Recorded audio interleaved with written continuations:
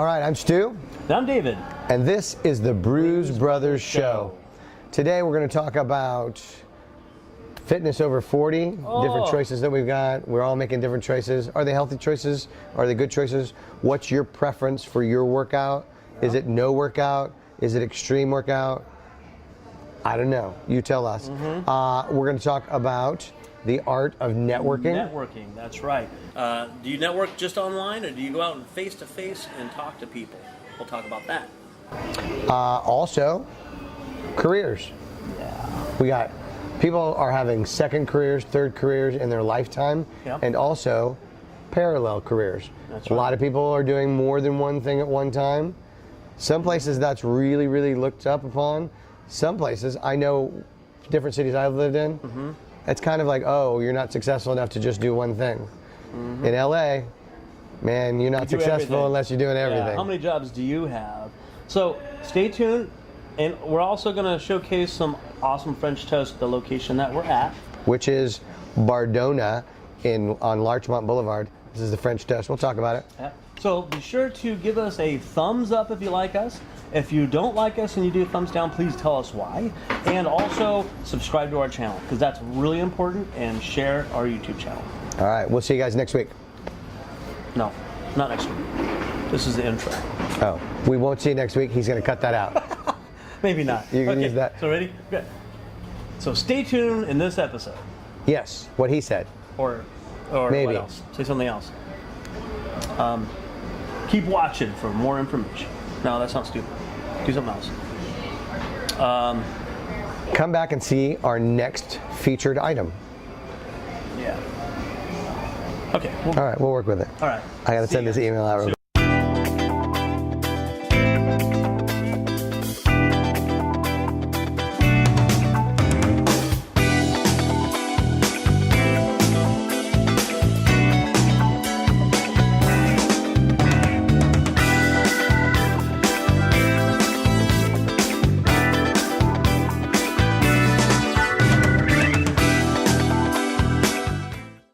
I'm Stu. And I'm David. And this is the Brews Brothers Show. So, we're working on all this. This is episode 2. We're hoping that we've got some interesting things to talk about. If you'd like to be on the show, give us a direct message and come on down to Larchmont and we'll put you on. You can talk about your project. We'd love to have entertainers, musicians, strippers. Anybody that's got some projects Anybody's got something going on, something interesting. We want to help promote you. Yeah, help exactly. us help you. And we're always up to do an open box. So if you've got a product that you're trying to promote, bring it down. We'll take a look at it. We'll test it out for you. We do free wine and beer samples. Free wine and beer sampling, absolutely. Yeah, anything like that, yeah. Today we're going to be talking about several different things. We're going to be talking about fitness choices for those who are over 40. That's you. Oh, it's Dave's birthday. Guess what? It's my birthday today. He's cruising. He's almost as old as I am. Yeah, I'm a little over 40 now. Just a smidge. We're also going to be talking about the lost art of networking and multiple or second careers. We are at a coffee shop, which is Bardona or Bardana, however you want to say it. I am sticking with my normal cold brew because I like the high octane. As everybody knows, I'm addicted. I have a problem. Is it really a problem if it's not a problem? I don't know. Yeah, if you admit that it's a problem, then it might be a problem. Yeah. And I usually do like mochas and stuff, but it's my birthday, and they did graciously get me a coffee on the house. And this is something I've never had before. Dude, you're going to be jumping out of your skin in about 15 minutes. Whew. They must be building something. Anyways, this is called the Seesaw. It's the cold press brew. Cold brew, which is what you have there. But it also has melted caramel and a sea salt foam on it. I don't even know what that means, sea salt foam. I know, but it it's just good. sounds good. If you drink it off the top, he says you're not supposed to use a straw, but this is like a real big turbo straw. I just want to suck it in. But you're supposed to sip it off the top because you get that real salty flavor right off the top. Right. But, you know. Salty, sweet, highly caffeinated. Oh, God. What more could you ask for? We'll be buzzing. Later on, we're going to be featuring one of their food items. It's going to be a surprise. Not going to tell you what it is yet. but I'm excited to do it. You mean I get breakfast today? We're going to let you eat. This is his one meal of the week. Yay! Because that's what happens when you're, over 40. So let's dive right in. Hey, did you see any movies this weekend? Actually, I did see some movies, but it wasn't your traditional large, super duper theater, multi-billion-dollar movies. I saw some movies at the Life Fest festival this weekend. A friend of mine runs the Life Fest festival, and it's a festival of... It just rolls off the tongue, doesn't it? Life Fest. The Life Fest festival. It's a festival that showcases films that kind of have a really good meaning of life. It's their theme is every life is significant, and which is fantastic. So these are films from all over the world that get submitted. There's also a film challenge where people have 5 days to make a 5-minute film. I originally signed up to do that, but as everybody knows, I got sick, you got sick, you were going to help me with that with the challenge. Everybody's had it. If you haven't had it yet, you're going to get it. It's coming for you. Exactly. Still suffering a little bit. So the festival yesterday was the 5x5 showcase, as well as they had some shorts. They had some really, really good films. They talked with the producers and directors, and then they had the awards ceremony. And I was there helping with filming and so forth, the behind the scenes of people having fun in the ceremonies and stuff. So great films, but so no big major blockbuster office smashing. You're going to be okay. It's still the cold. Coffee. Have some more of that. I know. I got to wake up. What's interesting about film festivals, if you haven't, especially these film contests where it's either like a 24-hour, 100-hour, 3-day, it's a definite interesting challenge because you have a short period of time to put your concept together. You find out last minute some of the details, like you usually have a prop that you have to use. Yep. You have a line that you have to insert. Yeah, and the name of a character. That sounds dirty. By the way, I'm the inappropriate one. Dave's the nice guy. So if you have children next to your device, you should move them away. You never know what we're going to say. You never know what we're going to say. I might slip something out. But yeah, the challenges are challenges. You're supposed to write it and film it and edit it and deliver it within a certain period of time, from 24 hours to I've done 10-day shoots. There's one I wanted to do last year, and we didn't get a chance to do it. And what I liked about it is that they gave you all the information, and basically you got to choose your go date. So rather than it being everybody starts on this date and is moving forward, when you signed up, you could go, okay, we're going to start. And once you launched, then you had that much time from that period over. And there's comedy festivals, there's drama, there's every type of festival. Well, it's a whole industry underneath. Yeah, there's so many festivals here in LA. I mean, we should hit a lot of them. And if you're in the industry, you should go because it's a lot of networking. Which is part of our subject today. Exactly. In case you didn't notice. Oops. Did I spill it? No, I said it earlier. Oh, okay. Damn it, Dave. I know. I just showed up. I don't know what the hell I'm doing here. So let's start out with fitness over 40. Oh boy, that's not my favorite subject. It's not. So everybody's different. We're all getting more comfortable in our own skin. I will tell a little bit about my personal story. Go for it. I used to be I lived in Charlottesville, Virginia. So if any of the Charlottesville people are on, good to see you. And they knew me in my fat period. So I put on probably 60 pounds. You were from fat. where I was fat. I was heavy. We'll say I was heavy. I don't know if that's fat or not. I was heavier than I wanted to be, and everybody's going to be different in the choice in where their comfort zone is. And then when I moved to LA in 2010, I was like, and I've had enough. Sick of it. And so I pretty much did it all. I did the drops, the HCG drops, which you cut your calories down to 500 calories a day. Oh. Very extreme, but it was a good jump start. I did HIIT training. And then for me, I finally found what I feel like was the niche that I wanted, which oddly was CrossFit. Yeah, that's right. I do a combination of CrossFit and strongman. Now, I'm going to say that not all CrossFit is the same, and CrossFit is not for everyone. If you get into good CrossFit, they call it a box. There's a lot of inappropriate words that go with CrossFit. The snatch and the box are two of them. So if you've never CrossFitted before, snatch the box. You can snatch the box. Okay. So their gym is a box. If you find a good one, it's really community-based, and they're more concerned with you doing things correctly rather than like a weirdo fanatic Some people are fanatical about it, and they push until their body decides to eat itself or they get an injury. Now, what I liked about it is that because you're combining gymnastics movements, Olympic lifting, and a lot of HIIT training movements, you put on some muscle mass as a guy. You're getting stronger functionally, and so your body's burning a lot of fat. Plus, it's always different. You walk in, you're really never going to do the same workout in a row. So I want to give a shout out to Ray K. She's out there somewhere. She's supposed to be watching, and I'm guessing that she's probably not because she actually just got shoulder surgery. Oh. But she's one of the ones that actually kept me in it.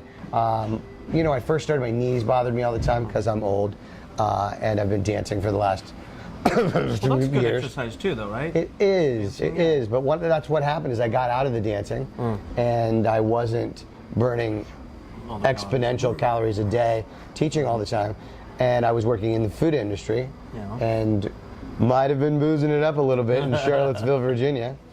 So yeah, and then I tried all the diets: the heroin diet, the cocaine diet. None of those really worked. Oh, jeez. Now I saw a video of you doing this thing with this tire. The tire flip. The big tire thing, just lifting it. You know, how big is that? What does that do? Well, if you do it once, number one, the first time you flip a tire, I'm just going to tell you, you're a 15-year-old boy again.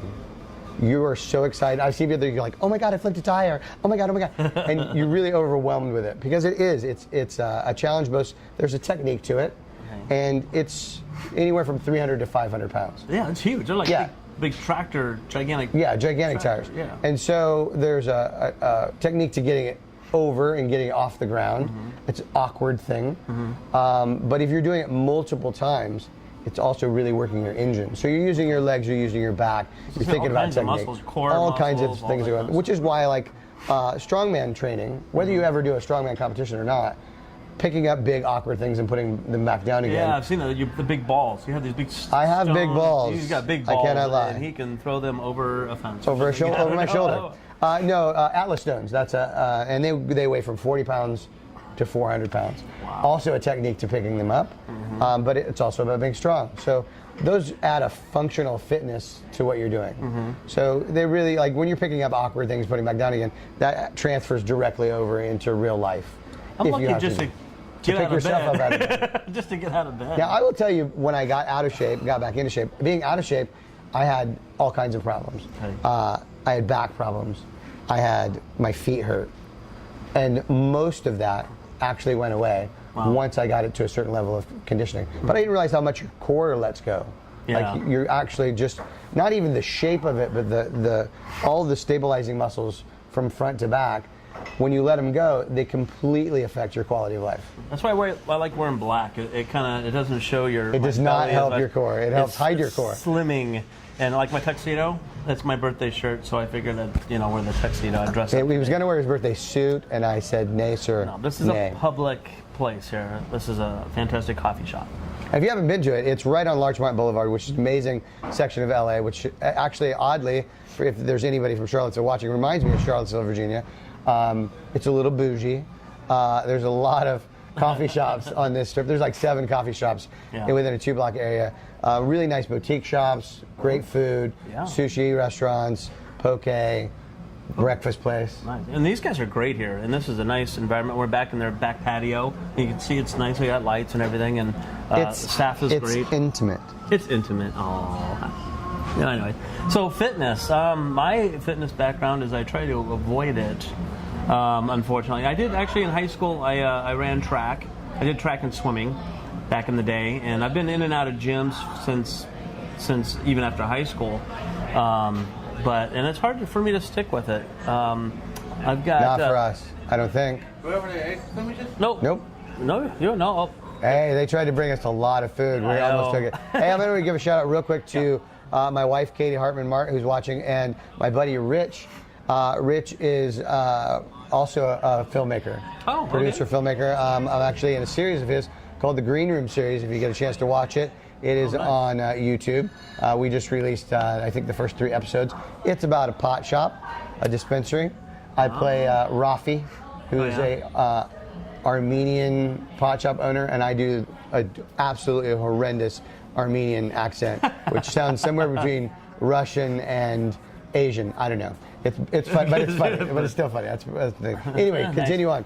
Yeah. Do I have anybody watch it? I don't think I have any friends watching, so I'm a little disappointed right now.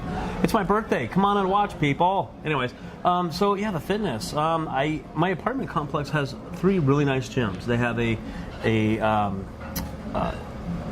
gym for the what do you call it, treadmills and the bikes and the aerobic type stuff, and then they have a gym for strength training, so that's all the Nautilus type equipment. They do have some free weights, but not a lot, but it's mostly just the machines. Okay. And then they have a room which is actually really cool because they have spin cycles, so they have like the bands and the balls that you lay on and do crunches and stuff like that, but they also have an on-demand class system. So you have this screen. Oh, yeah, and really? they have a big movie screen that comes down, and they have this like touch pad up on the wall, and you can choose the class you want to take. If you want, yoga class or aerobic class or any of these kind of different classes that they have, and they have different timelines. If you want 20 minutes or an hour, so you don't have to be available to sign up for a class like a typical gym. Oh, right. You want to go work out if there's nobody in there. You hit the class you want, the screen comes down, the projector comes on, you do your workout, and you go back home. It's like an altered reality without the goggles. Exactly. So it's just on demand. It's a class on demand. So it's a great place. It's only been open for a year, so everything's all brand new, and it's only across the patio from where I stay. Now my problem is getting my butt there. Now my girlfriend, she's been really harping on me. She's been going and working out. That's right, ladies. He's off the market. I'm sorry. Yeah, sorry. Yeah, unless if you're like really, really rich. She says I can go for money, but just kidding. Anyways, she's working right now. She's not watching live. Damn her. Oh, there's Ray. Ray, now you're on. Keep up the good work, Stu. Gotta go to work. Bye, Rich. All right, bye, Rich. Thanks for playing. And hello, with us. Ray. So, it's just my motivation. I get up in the morning. I'm tired. I want to sleep. I'm a late night guy. I'm not a morning guy to get up and go do it. But when I do go and work out and do the elliptical for like 20 minutes, 25 minutes, and then do a little bit of the weights, it does feel good. And I just have to get to that point where that's the addiction, not versus the laziness. So, does anybody else there feel lazy about working out? Do you work out? She said, "Oh my God." So Ray's watching. Ray is one of my coaches. Fabulous, amazing trainer. And that's one of the things that she's helpful with, though. Yeah. She can help you with your diet. She does have a page called Ray K Fitness. But she also kind of listens to you. I know I've worked with a lot of different trainers, and one of the things that I find is a common thread with them is that they're trying to put one fitness program on you, and they're not listening to you when you say, I actually have something that hurts here. Yeah. I can't actually do this action. And so she's one of the people that kind of comes in and goes, well, you can't do this action, but you can do these 2 actions, which could lead up to you being able to do this. Strengthen those muscles that are weak. Strengthen those muscles that are weak until you can get this. So instead of trying to push you into doing something that you're either not comfortable with or physically have a reason why you can't do it, she finds something else that you can do, which is super cool. That's good. But it is one of those things that you've got to get it so that it's a habit. Yeah. And action creates motivation, which creates action. Yeah. And you feel better, you do. and stronger, and that kind of stuff. So I know I have to get motivated. I think if I ever got a role on a film where I needed to be a little bigger, a little more athletic, things like that, that would give me that push. A reason to, you know what I mean? Other than, you want to stay alive longer, those basic things. But if I had a goal, other than wanting to live, if I had a goal to be at a certain condition by a certain time for a role on a film or something like that, I would probably be more inclined to hit that hard. So you heard it here first. So we need you to help save Dave's life. Make a role for me. We need you to book him for an action part in a film so we can get him into shape. Don't book Chad because Chad won't get into shape. Chad's he's negative. That's why I want to play fitness. Villain roles, because villain roles don't have to be in shape. I'm not a superhero kind of guy. I'm more of a villain kind of guy, because they're just like the smart guys that cause problems. Yeah, I've seen some of your stuff on your Facebook, and I'm amazed because you are such a open, friendly guy in person when it seems like you have not a really mean bone in your body. And then you have this whole side of you that's a little dark and gritty. that you seem to be able to pull upon. And it's fun to play those kind of roles. I know we're heading a little bit off topic on this. That's all right. We don't care. We just talk about whatever the hell we want, and you can listen or not. No. Anyways, I like playing those roles because I'm so not that type of person. And a lot of actors I talk about, they love the villain roles because it gives you a chance to do and be something that you're not, and you would never do. I would never do anything to harm anybody or anything like that. But in a role on a film, he would. Give him a nice guy role, really throw him off his game. And but it gives you it's like a release of pressure when you have to really yell at somebody really deep and hard and just be mean and all that, because I'm not that way at all. It's just a weird thing to just let it go and release it. That's true. I love those roles. I get a lot of comedic stuff, but like I got a chance to play a guy who ran a barbecue truck, and his secret was that the barbecue was actually these girls that he was snatching off the street, which is really dark because you got to play both sides of it, and that was fun. And I got to play. Cool. I'm getting more of those parts now. I think part of it is also too from the time that I got here to where I am now, fitness-wise. You just carry yourself a little bit different. Yeah, and it's just attitude. I know it's fun. It's fun to do. You got a lot of attitude. So, I do a lot of comedy stuff. Plenty of attitude.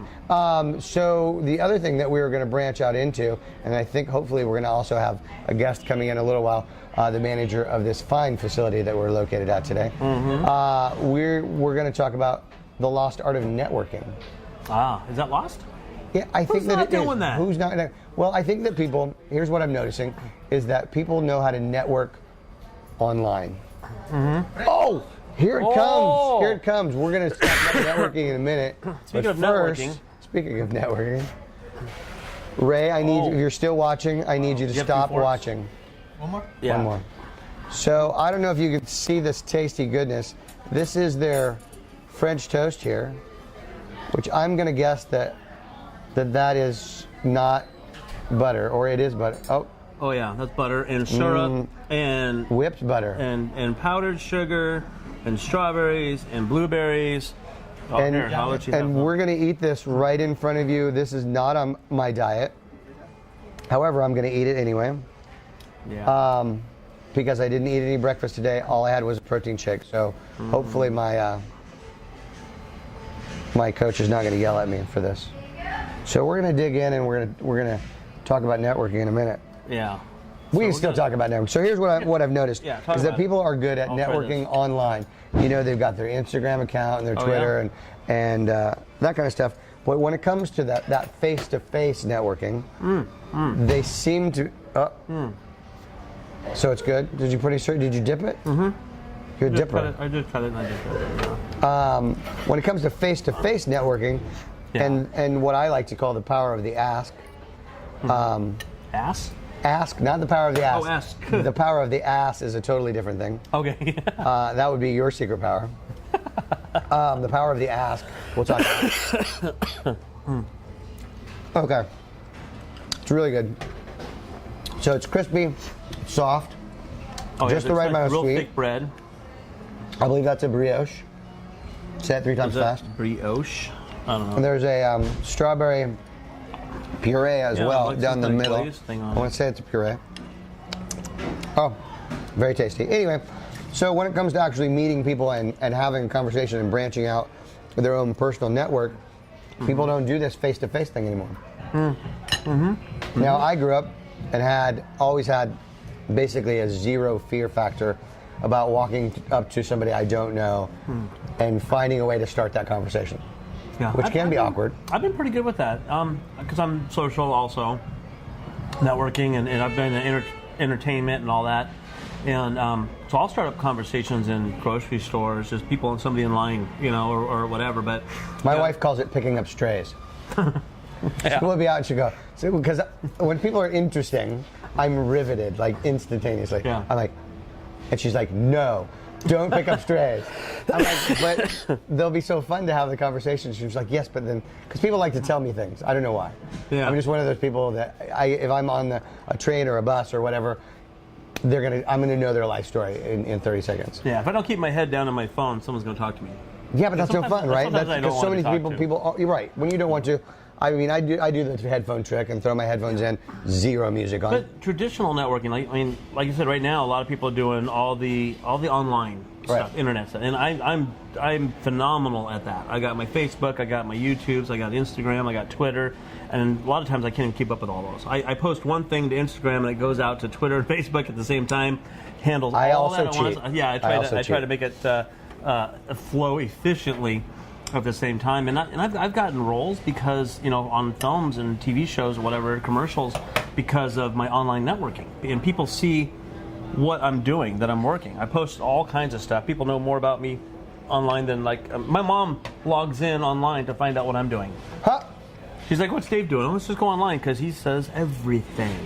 But I wish that my parents understood how to log on to Facebook. So, yeah, I'm like, hey, Dad. He's like, do you have any pictures you can send me? I'm like, yeah, just log on there on my Facebook. He's like, yeah. I'm like, you know, you have a smartphone, right? I'll send him links, and he's like, oh, great.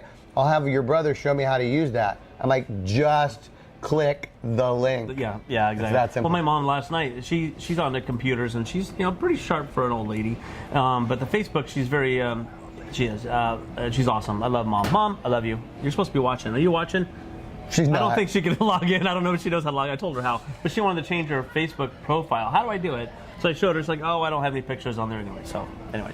But networking, going to network groups, and there's a ton of that here in LA, and even in Sacramento where I'm from, there's networking groups. No matter what you're interested in, there's going to be some kind of a group out there to go to and mix and mingle and take business cards with you. And it is different, you know, face to face. And then you can, once you meet someone, then you can go, you got your Facebook, yeah, and then you log on and you connect that way. Well, I was lucky enough too. I mean, I really like those kind of things, and I think they're nice because people set them up for you. Mm-hmm. But I think the thing that people have lost is the ability to sell where you stand. Yeah. So, and because you constantly, especially in this industry and in LA, you've got to always be selling yourself. And so that opportunity might be at a coffee shop, it might be on the train, it might be on a bus, it might be in a Lyft or an Uber, and just that conversation that you were open enough to start and not having your face in a phone, but actually finding a way to start a conversation is the way to do it, because you don't know what opportunity you missed because you stay within that little circle of friends that you have and not actually growing that out into different circles that are for different things. You don't know who these people are. I mean, I've met people that they might be producers of something or musicians. If you're working on a project, you need music score. I've met people that are composers. I've met people that do so many different things, and you never know what you might need from them or what they might need from you. And I think what's good is to, people talk about themselves really easily. I know I do. Ow, someone just hit me. Someone's throwing the tree's shitting on me or something. I don't know. But I think it's important to see how can I help you kind of thing. It's not, what do you do for a living? What can you do to help me? It's how can I help you? No, that is one of the secrets. Balance. It's funny that you mentioned that because I use what I call the rule of 90-10. And normally the rule of 90-10 is that people like to talk about themselves 90% of the time, and they like to listen 10%. And so if you can flip the script on that and listen 90% of the time and talk 10% of the time, people think you're a great conversationalist, number one, because everybody does like to talk about themselves. And then you find out if there's things that you can do for each other, because it is a balanced relationship no matter who you're working with. And we all have that person that they're only there when they need something. Yeah, promoting themselves all the time. Yeah, and that's fine, but if you're not doing something for other people at the same time, then it's not always going to come back to you. I think just karma alone, if you're always trying to say, how can I help you? What can we do? What can we do together? How can we both take a step forward in whatever it is that we're trying to do? Then you're strengthening, and people don't look at you as that guy that's always trying to push himself, or that gal that's, do something for me, do something for me. I did something for you. Now, don't do something because you expect something back. Just know that it will happen. It might not happen from that person, but it might happen from the next person or the next person because you did the right thing. Yeah, I do get a lot of people contacting me, like through Facebook or whatever, that are new actors or people like, hey, I'm thinking of coming to LA. What do I start? Don't do it. It's horrible here. What do I do? You don't want to come here. Don't do it. Go to Atlanta or something, or Canada. But I don't mind helping out. about an expert. I'm just here. I'm doing my thing. I'm learning as I go along. But whatever information that I have that I know, I don't mind sharing it. You know, and because I've done a few things that other people haven't, and there's people that I look to for advice and help along the way. So it's just you give back. It's you bring people up with you. That's what I want to do. I want to make other people successful and bring them up with me as we go. And I think that's the key to it. And we're taking you with us. That's right. There's an odd lack of information at that starting point. Yeah. Bye, guys. Have a good day. Hey, thanks for hanging out. We have a live audience here. We had a live That's right. audience. They finally finished their dinner, and they're like, God, get us out of here. These guys are crazy. Another technique that I like to use in networking is what I call branch questions. Okay. A lot of people don't understand how to have a conversation that leads to more conversation. So one of the things that I do is I try not to ask questions that end with yes or no. Yeah. Open-ended. Open-ended questions. It's like sales techniques. It is like sales techniques. For people. For people. Because, you know, and you have to ask a question, and sometimes you have to make people elaborate. Like, what do you do for a living? I'm in sales. Now we could let that go. Oh, that's amazing. What kind of sales are you in? What do you sell? Oh, I sell knickknacks. Things Knickknacks. like that. Oh, really? How long have you been doing that? Oh, like 25 years. 25. You must be amazing at it. Are you been with the same company the whole time? No. No. Do you Every year's a different company. Every year's a different company. And this guy's probably going to keep selling knickknacks for a while. No, but see, we lead to different questions, which you don't know where that's going to take you. And at some opportunity, you'll also be able to talk about what you do. But if you listen first, that opens the door for you. That person feels a different connection to you than they did if you're like, hey, let me tell you all about me. I'm amazing. Oh, okay. It's true. Good. I'm amazing. No, I'm not really. Yeah, I'll drink. I'm going to have another bite of this. Boy, I tell you, if you haven't had, if you're in LA and you haven't had the funk that's going around, you'll get it. Yeah. It's violent. It's mean. horrible. But you will survive. But go to the doctor as soon as you feel that in your chest. Just go ahead and go to the doctor and get it over with. I didn't do that. I just been taking my NyQuil every day, and hopefully it goes away. I will tell you that I was on everything for a while. Yeah. I was on Mucinex D. I was on Sudafed, Claritin, and a Z-Pack. Finally, when I got the Z-Pack, it's the only thing that put it to rest. I had it 3 or 4 weeks ago. Yeah. Had the same thing. It took a week or so, 2 weeks to go away. But then it came back the second time. And it was like my second week. It was a mean mother. That's what I'm going to tell you. It was mean. Mean. Right in your chest, unproductive cough, not cool. So there was another thing we were going to move on to, and now I can't remember what it was. Oh, I do know what it was. What's that? So, How about that? I'm going to have another bite. have another bite. It's taste of goodness. Oh, my God. There's chocolate at the bottom? Oh, I'm going to guess that is not chocolate, ladies and gentlemen, but Nutella. Oh. Yeah. That might be better. Oh. Chocolate and palm oil. I know that doesn't sound good, but it is. And hazelnut. Hazelnut. Yeah, hazelnut.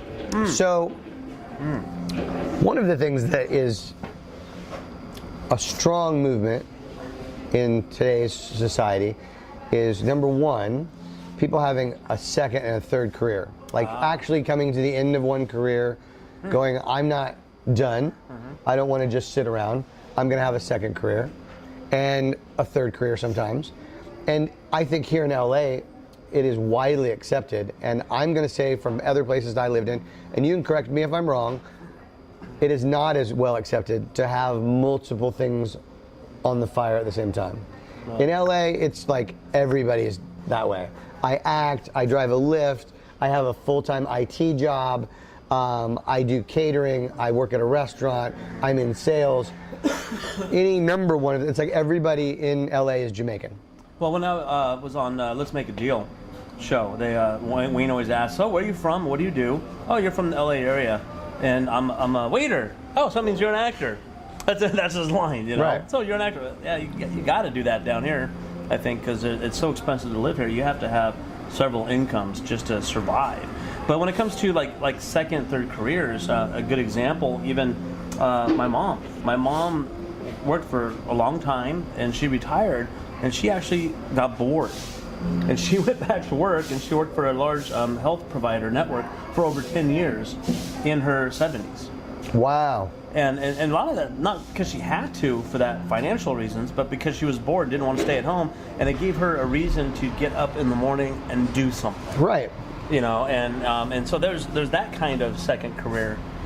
Which I think is amazing, and that's a trend in some employers as well, because you got to think about somebody who's 60, 70, 80 years old. Mm-hmm. There's a wealth of knowledge in that person. Oh, yeah. And they're not necessarily in it for the money, but what can they do that changes the dynamic in your company? Yeah. Because they're still excited to come to work, and they have this wealth of information that maybe you and I don't have, and maybe somebody who's 20-something definitely doesn't have, because they don't have the work ethic and things like we're talking about earlier, the concept of networking. Yeah. I mean, that's just a part of life for somebody that age, that they don't probably even realize that they're doing it anymore. And that's, you can't put a value on that. Yeah. And I've always been in sales right out of high school, and so that kind of takes you, sales. I've never been in sales. Career goes so many different directions. I've sold everything from home improvement to replacement windows to, I used to drive for a limo service. I've done cell phones. No slip, baby grip. We still have to work. I still got to finish that up. And before I moved out here, for the last 10 years, I sold magic products. Really? Yeah, I worked for a wholesale distributor up in Sacramento. A little shout out to Murphy's Magic Supplies, great company. But they sold magic supplies to magic stores all over the world. So I had customers all over the world that I talked to. I had friends in Italy and people in Greece and people all over the country and everywhere that I talked to doing in sales. But after 10 years, I gave all that up to come to LA to be an actor. That's amazing. I sold a lot too. Obviously, I have a dance studio in Burbank, and I teach ballroom and Latin swing. You can dance if you want to. You can dance if you want to. But obviously, if you're going to teach dance lessons, you got to sell dance lessons, which is a totally different kind of sales, because you're selling something that's intangible. You can't take it home. You can't test it out. You can't drive it. You can't smell it. You almost can't try it on first. So that has taught me a lot. I think life is sales. I don't like manipulative sales personally. Like that's not my. Shares. Well, in anything, like when people are trying to sell you, talk you into something that you maybe don't actually need or maybe don't actually want, I find that to be the lowest form of sales. Uh-oh. Keep going. I just checked. Mine's still on. Your audio's still on. I have backup audio over there. We got backup audio, folks. Keep talking. I don't know. Maybe I hit the button. So I think that makes a big difference. Hello, test. The other thing back on. Here that I've noticed is that because of the mentality of it's okay to be doing multiple things, I personally think is if you're a driven person living in this area, it's actually easier to be successful than living somewhere else. Yeah, and when I was looking into planning my trip down here, I gave up a lot. My job after 10 years, my home after 21 years, I sold that. And I was scared, to be honest with you. And I was like, I'm coming to LA. And I'm like, what if this acting thing doesn't work out? What am I going to do? Then I realized, I have cousins down here. They've lived here all their life, and they're surviving. And there's millions and millions and millions of people here. And guess what? A lot of them are surviving. I can always more than surviving. I can get a job if I needed to. So then all of a sudden I took that fear of what happens if I don't become successful, and I just threw that out the window, because no matter what, I can survive. I know how. I've done it before. I've gone from lots of stuff to bankruptcy, losing everything, to building back up again. Right. So I have that knowledge, I have that experience, and so I became not afraid. And a lot of people are like, oh God, you're brave. Well, you're going to LA, you're giving up all this kind of stuff, are you scared or whatever? And I went, no, I'm actually kind of excited. And the last year plus a couple months have been like the best time of my life, because I get a chance to meet new people and do things. I've done all this really crazy fun stuff, and I do all kinds of little things. I do photography and video editing, and you do have to multitask your abilities Yeah. as much as possible, and website design. Time management is like on a different level here when you're juggling all that. You can't make promises that you're going to do.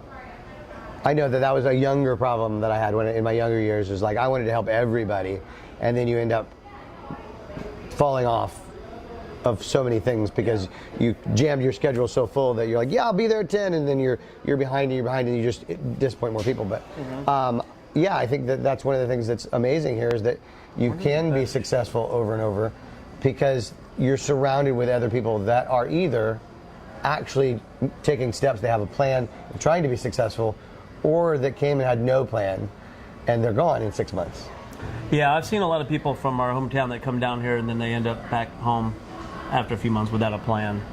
So you can't. This is no different than, I mean, coming to LA, it doesn't matter what you're coming to LA to do. You wouldn't go apply at a Fortune 500 company and think that you're going to be running it in a couple of years. Yeah. And I think that's a misconception that people have about entertainment, whether it's music or acting or performing of any kind, is that, well, I have some talent and I'm just going to walk in and they're going to fall over. Yeah, no, it's like it's being entry level at like any job. You're going to have a couple of years where you don't make a lot of money and nobody knows who you are, and then you start to make those contacts and you start using your networking, and then you start doing bigger things, and maybe it'll take 5 years, maybe it'll take 10 years. Yeah. Some people, it takes 20 years. Yeah. But it's just a matter of the stick-to-itiveness that it's going to take you to. The main actors that you actually know and hear about, it take 10 years to become an overnight success. Right. I'm year 7, so within the next 3 years, I'm going to be an overnight success. No, it's true and that's what isn't that funny because people go, well, what have I seen you in? You haven't seen me in anything. Yeah. I'm not at that level yet. I'm still building. You're building your resume. You're doing short films, and unless you're into film festivals, you might not see a lot of actors that are actually working actors, or they're in a commercial, or they're doing extra work, or they've got one line and maybe you missed them in the background. Yeah. There's a lot of that until you've built your reputation of I show up, I do a good job, and you can rely on me. Exactly. I deliver. Exactly. I would love to get a regular spot on a TV show or series. So if there's any producers out there looking to bring us on, I don't want one. Yes, I do. That? I do. Yeah, you do. I like being, when it comes to actually the entertainment part. Yeah. Doing something like this is just as much fun for me as having a big part on a show. Yeah. It's the working, it's the process. Yes, the money will be nice, and yes, the fame would be both nice and not nice. There's hang-ups to the fame. Like the student film I did, a couple weeks ago or last week, and it was I didn't get paid for it, but it was so exhilarating to be on set, have a lead character role, helping the student filmmakers out, and working. Actually, I had lines to memorize, and I had a character to play, and that whole day I got done with that. I was tired, exhausted, and I went, that was so much fun. That's why I'm doing this. And before that, I've been just trying to do some background work and commercials and just anything I could do. And then we're producing our own stuff. That just go do stuff, work. And take that into what you're doing. If it's something that you're thinking about doing, when we were say 20 something, we didn't have the options. If you were living in say Nebraska, go Big Red, or Wyoming or someplace that they don't have a big film or entertainment industry, but now you can jumpstart your own career from somewhere other than this. You have the ability with your iPhone, some camera, a little knowledge, and a little making mistakes. You can start making your own content and actually build yourself up, learn some things before you make that dive. There's a lot of YouTubers out there that are huge, that have millions and millions of followers. They're making their own stuff. A lot of them are getting contacted to do films now. Yep. A lot of filmmakers are looking for people with large followings. They don't care if they have talent or not. They want large followings. They want eyeballs. Well, it's like a band. So the industry Do you is put? changing. I'll book you if you put butts in seats. Exactly. If you've got 10,000 followers, you're putting butts in seats for their project. Exactly. So, and these people they're all over the world. They're in Sweden and they're in Canada and they're all over the place. So you can do a show anywhere with the technology and the streaming and just, I don't know, it's just, you can do anything you want. It's a brave new world. It is. It's a brand new for sure. So I don't even know what time it is. It's 11:45. We got more time. We can chat for a little while longer. Right. So one of the things that we don't know. Oh, there's Cass. Hey, Cass. I'll have some. Oh, uh-oh. My So audio we went out. do want to hear what you've got to say. So if you've got something that you'd like us to talk about or something you'd like to talk about, go ahead and post it. Share it with your friends. If you'd like to come on the show as a guest and talk about what you're working on, what your projects are, we're here. You can either message us or just show up. Have a coffee with us. Have a coffee with us. Tell us what you like. We're at Bardonna or Bardona, however you want to say it, Larchmont Boulevard. One of my favorite places in LA. Is this Hollywood area? Is it considered? I think this is actually considered Hancock Park. Okay. And by the city layout, this is Windsor Square, which is, I only know that because there's a couple little weird signs. And I don't know that that means anything. It's just they've tagged the neighborhoods with different stuff, but nobody calls it Windsor Square. Oh, okay. You know, they go, are you going to Larchmont like it's an actual city? It's not a city, it's a block.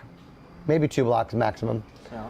But great restaurants in the area. One of my favorite Italian places is right up the street. Oh, yeah? Are you an Italian food guy? Oh yeah. You look like you could I eat- got a little Italian in you. Yeah. I eat anything though. I eat anything. I've become a massive. I have a friend of mine, Matt, and he makes fun of me. He calls me a bougie fuck. What's that? A bougie fuck. I'm very bourgeois. He thinks I'm highfalutin with my food, but I don't. It doesn't have to be expensive food. It's like high quality food now. Okay. You know, I can go back to simple stuff.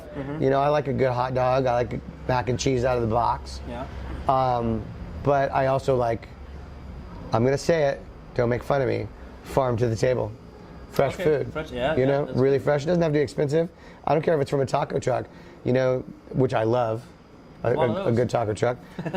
You know, but there's something to be said for food that's just come out of the garden or just come off the farm, and it's really, really fresh and really, really clean It's and local, made too. well. Local, I'm all about it. Yeah, that's good. It doesn't have to be super fine dining, though I do like that. Like this restaurant, I would put on the fine dining area, price-wise. It's mid-priced. It's called Osteria Mama. Okay, I'll let you take me there someday. I will take you there. But it's real Italian food. Okay. And so the family's from Italy. They bring in their staff to work for a season on work visas from Italy. Great wine list, mid-priced. Changed my life. Their lasagna, like, you know, growing up and having American Italian food, Yeah. lasagna is a heavy dish, and it's not a heavy dish. Really? When you get really good lasagna, it's light and fluffy and airy, and you're like, oh my God, what just happened to my face? And you can have a small portion, and when you're done, you're amazed. Yeah, it's Wow, good. that sounds good. But I like. You appreciate food. I a bit more do, now. and I do like to go to like a crazy, expensive once in a while place. Like I can't remember Jose Andre. He's a really well known chef, and he's got a place called Bazaar, Okay. and they have like cotton candy foie gras, right? So you go what? But you go there, and it's an experience. It's one of those things that you go and eat, and you'll have a thing that you go, that was something I can tell people about for the rest of my life. Nice. It's that kind of meal. So, I mean, some people, you know, they're going to do that on the regular. That's something that would be a special occasion concept for me, because it's like every dish is like, what is happening here? That can't be what I asked for, because it doesn't look like food.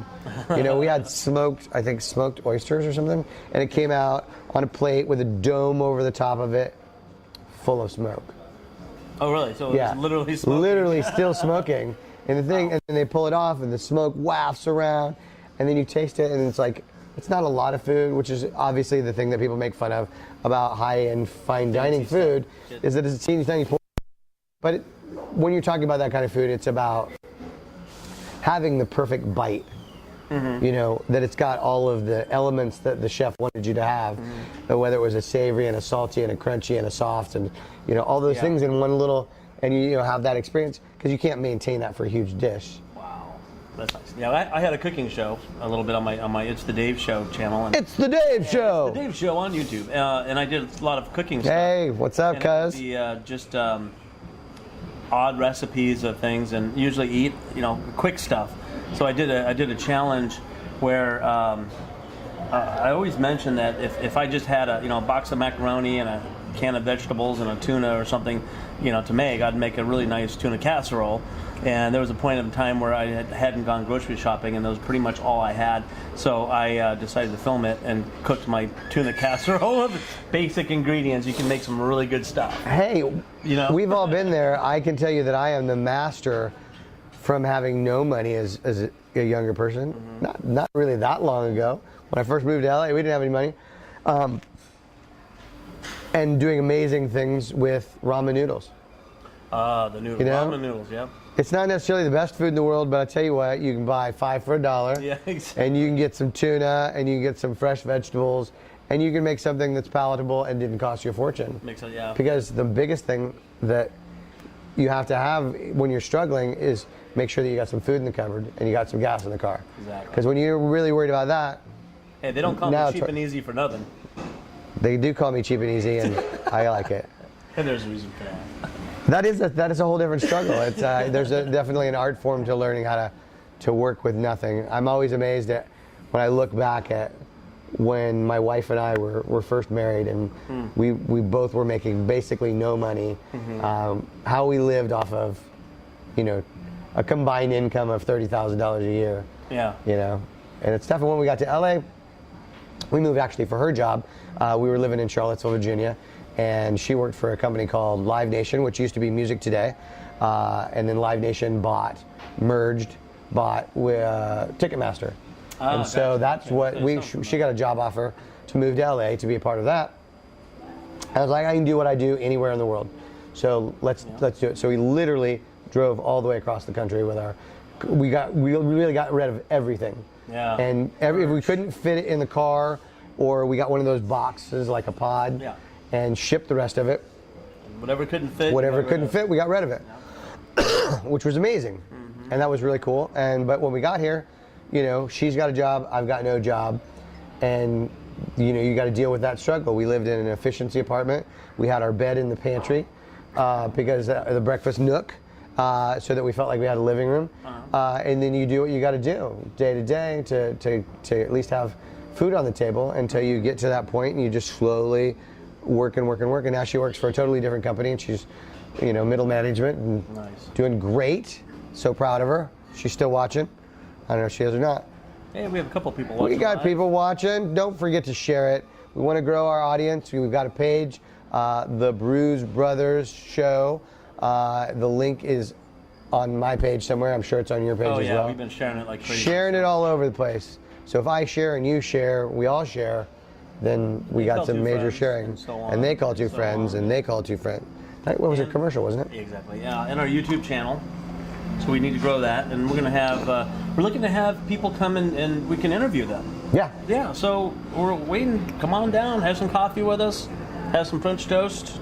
That's awesome. And don't forget, if you're watching, shout out so that we know that you're there. So hey, you guys can sit out here. We won't bite. Maybe a little bit. So I think that we covered a lot of stuff today. Yeah, that's good. Yeah. That was a good talk, man. It was a good talk. We're gonna wrap it up. Don't forget to catch us every week. Oh, somebody just jumped on. Who's that? I don't know who it is. We can see, anyway, we can see that there's a certain number. If you don't post something, we don't know who you are. We don't know who you are. So you can give us a hi. Hey. You're watching. And don't forget to click a little like and give a little love. But we are going to be back on next week, every week, same time. And of course, right when I start talking about that we're going to jump off, we've jumped up to more viewers. So we're going to stick around for a moment. We're going to talk about what we're doing. So today we talked about a bunch of different things. We talked about the art of networking. Yes. We talked about fitness over 40, a lot of different options. Everybody's got different things that they're doing. Dave needs a role in something that makes him be action-y. So I want to build these up. You need to say, Dave, we'll give you that role if you get into shape. Yeah. And pick up big balls and put them back down again. And pay me. And pay you. Some money would be nice. Yeah. And we also talked about, what's the other thing we talked about? So, different careers. Oh, different careers. New careers, multiple careers, running parallel. Mm-hmm. Dave's a man of all talents. I try to do a few things: dancing, acting, teaching. Show host. We can add that. We write content. We have a group we belong to called Monday Funny, which used to be a sketch comedy group, but now has evolved itself into now working on some TV series, web series concepts. Mm-hmm. We'll update you on what's going on with that. Anybody you want to shout out to? Mom. Hi, Mom. If you're watching, I don't think you got watching. I don't know, just the talking about the Life Fest. It was great to do that. Some film festival stuff. Anybody else? Shout out. I don't know who's out there watching, but we might be watching later. So if you are, I want to give a shout out to.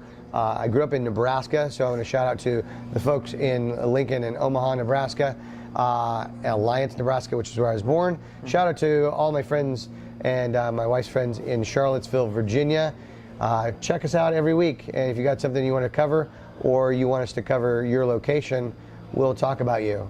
We might even talk about you nice. That's right. This is my best friend from high school. Oh, yeah? Chris Bursey. Let's give a shout out to him. What? Chris and I, it's a funny story. We knew each other when we were wee lads. Yeah. And then we went to different parts of the same city. And then we ended up going to middle school together and hanging out and becoming really, really close. We used to cruise down O Street growing up, which is the main strip in Lincoln, Nebraska. It's like 1st Street to 70th Street, just a big straight shot. And every Saturday, Friday night, you just drive up and down, stop at McDonald's, talk with your friends. He had this POS Dodge or Duster, brown. I think it had more rust than it did metal, but man, we were proud to be in it. You got to drive around for a while, put a little water in the radiator so it doesn't overheat. Mm-hmm. We were both wrestlers, both on the wrestling team. Nice. I can shout out to my friends, fans, families, and stalkers. And stalkers, yeah, everybody. I appreciate you. I can feel that cough coming back on. I know. Excuse us for coughing, but we're both coming down from the same thing. But we are going to sign off now. Thank you for watching. Share it with your friends. I'm Stu. I'm Dave. And this is the Brews Brothers Show. We'll see you next week. Ciao. So a little behind the scenes here at the Brews Brothers Show. Yeah. We were getting over a sickness, so I think that was a good show. That was good.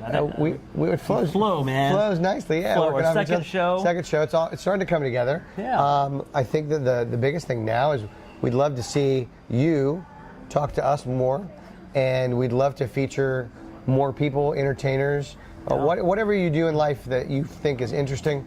We'd like to have you on the show. Mm-hmm. So don't hesitate to reach out to us on Facebook, or my Instagram is The Dance Stew. And my Twitter is also The Dance Stew. That's STEW.